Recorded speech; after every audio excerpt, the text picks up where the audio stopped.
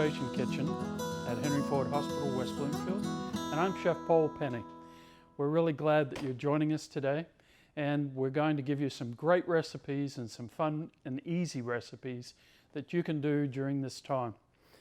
Today we're starting with dessert, and I've got two great summer and chocolatey things to do, and also a nice ice cream that we're going to do. Let's start off with the chocolate and the tofu. So I know those two don't sound really pleasant. The chocolate does, but maybe not the tofu. But there is a type of tofu called silken tofu, and it's really, really smooth and creamy, and it's non-dairy. So we're starting off with a organic tofu that is silken. It's been drained, and all I'm going to do is take it out of the container. This is a great thing to do when you're trying to use it for other things like an Alfredo sauce or something like that, where you need really, really creamy consistency, but you don't want dairy. Okay? So we're just going to take the silken tofu, about 6 ounces, into our food processor. And it just comes straight out. You want to make sure that you've drained it so that none of the liquid that it comes with is in with it. Okay? And we're going to add some beautiful chocolate. Now, here's the thing about chocolate. When you have 60% cacao, it's not cocoa, it's cacao. It's the cocoa bean. When you get 60% of that, it is far better for you than a milk chocolate. The higher the cacao, the less fillings that are used within the chocolate. So get yourself a really good one. Ghirardelli is a great cost-effective chocolate, and it's a premium baking bittersweet chocolate. You add a little bit of oil. Today, just to give it a little extra flavor, I'm using a walnut oil. I love using nut oils or avocado oil or walnut oil, things like that, because they're very, very low in flavor. They don't override the chocolate, and also they're really good for you as well. Okay, we added just a little bit of oil to about 4 to 5 ounces of the chocolate, and we put it in the microwave and melted it down. And we're going to add that to our tofu. Now, it's important that if you want to use K-Rob chips, you can do that as well, but the same method. Add a little bit of oil and melt it down in the microwave. You could use a double boiler if you like, not a problem. The thing about using the microwave is that it's quick and it's also very effective. The one ingredient that you must not forget is a pinch of kosher salt or sea salt. And I always like to use real vanilla. Please don't use the imitation. It may have a taste of vanilla, but if you're going to the time to make this, you want to use the best ingredients you can. And we're going to need about a half a teaspoon of vanilla. All right? Now, that's all there is to this recipe. We're going to add the top here to our processor, and now we're pulsing it. This is going to make a chocolate mousse that's really, really wonderful and tasty. Every so often, open the lid and take your spatula and just work it back into the bowl and off the bottom.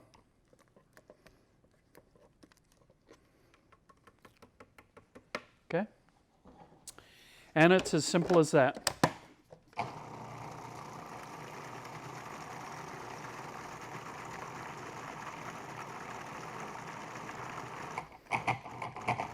Okay. And now you have this beautiful and creamy, chocolatey dessert. You can do two things. You can put it back into the bowl and you can put it into the refrigerator, or you can make little fudgesicle, popsicle things, Or you can put it into a piping bag and pipe it off into little containers or whatever. We're just going to put it straight back into our chocolate bowl, because why waste the chocolate?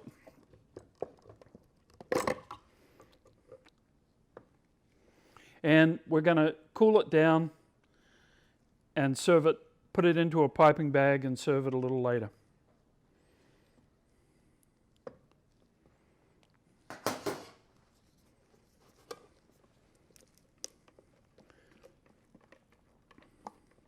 Make sure you scrape off the bottom and make sure you get all that chocolate out of there. Now, compared to a regular chocolate mousse, this has about 1/8 the calorie and also about 1/10 the fat. Plus it's dairy free.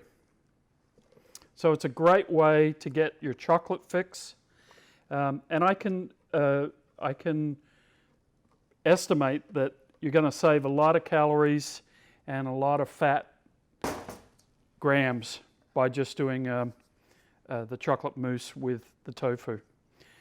And when it comes to tasting, it's really, really tasty as well.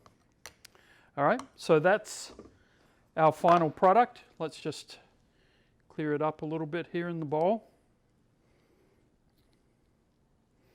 And you would put that into a piping bag and pipe that into a little parfait dish.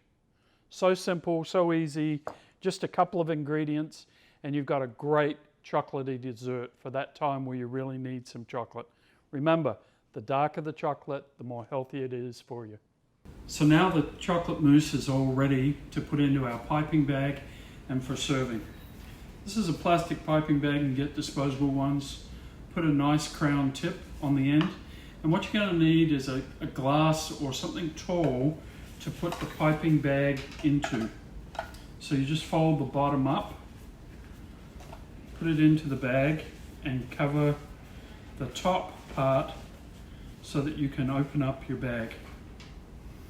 Now take your chocolate mousse, put it into the bag just like so.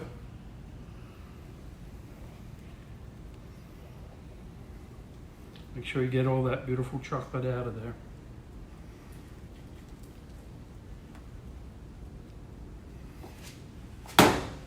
And lift up the sides to the bag, and now force it down to the tip.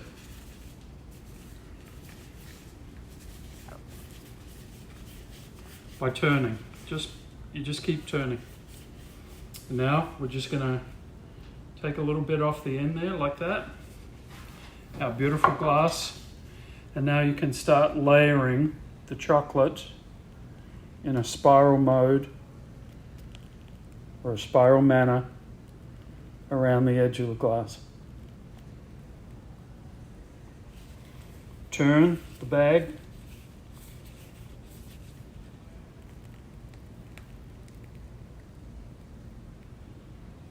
And there you have it, our beautiful chocolate mousse with so few calories, but loaded with taste. We hope you're going to enjoy it. Hi, we're back in the kitchen again. This is Chef Paul Penny, and today we're going to make a wonderful lime avocado sorbet. It's more like an ice cream, but because there is no dairy product, we have to really call it a sorbet. Our main ingredients are avocados, beautiful, fresh avocados. Now these two avocados are different. One has the stem piece at the end and the other one doesn't. Whenever I'm picking avocados, I always pick the one with the stem in, because on this part, the oxygen will get in and will start to deteriorate the avocado quite quickly. This one, it kind of seals it and keeps it clean. Okay? Now, cutting the avocado just straight down the middle with a sharp knife, all the way around, and then twist. And now you've got a cut into the middle. All right? And we're going to pull this out into our food processor. You don't have to cut it up or slice or do anything. we're just going to pop that straight in. Make sure you get all that beautiful, great avocado out of there. Now to get the pit out, take your knife, give it one good whack and twist, and then again, take it out of the skin from the avocado. If there are any bad parts or dark spots, you can take that out after. All right. Now, once that's in, we're going to take some, we want to pulse that first, just for a quick second, just to break that up.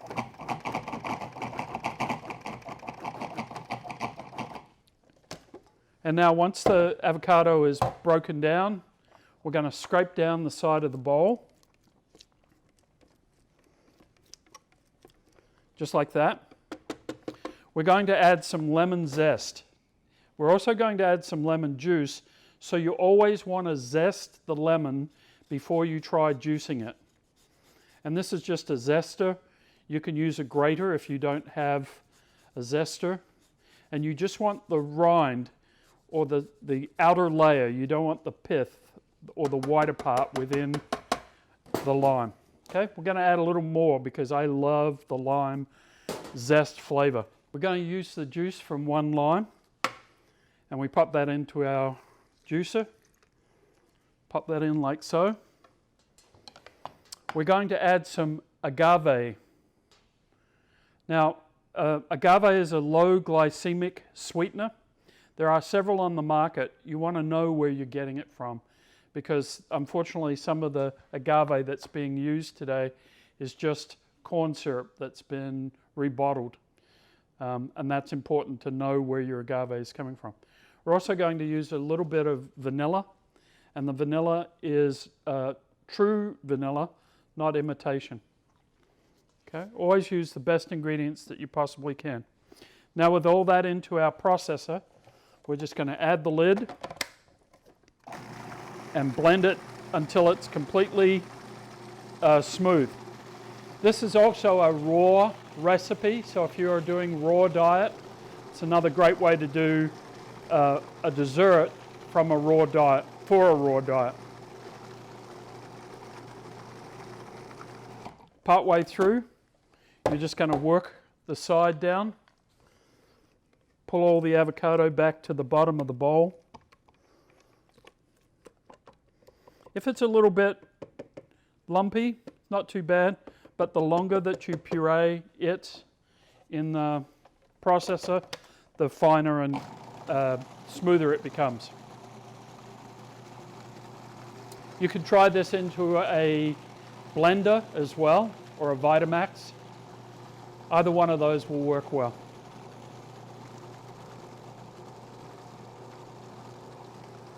Now this is going to go into the refrigerator for about 3 to 4 hours, and then you can scoop it out as you would normally for an ice cream. All right, it looks pretty smooth. We're going to take an ice cream pan just like this, and I've put a little bit of plastic in so that it comes out easier when it comes time to remove it from the refrigerator or the freezer. All right.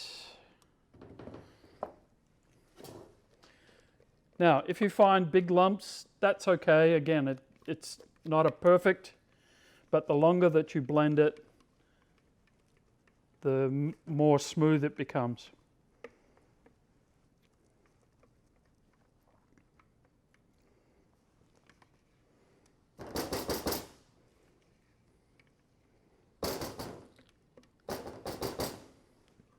And we're going to pop this into a freezer, again, for about 3 to 4 hours, if you can wait that long.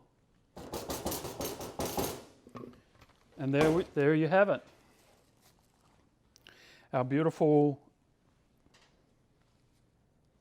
lime and avocado sorbet or ice cream. We hope you're going to enjoy it. What I like to do also, just before I serve it, or before I freeze it, is I'll take a little more lime zest and just sprinkle that on the top. and that just gives a nice sort of flavor when you bite into. You could do these into individual cups any way you like. There we go. Pop that into the freezer.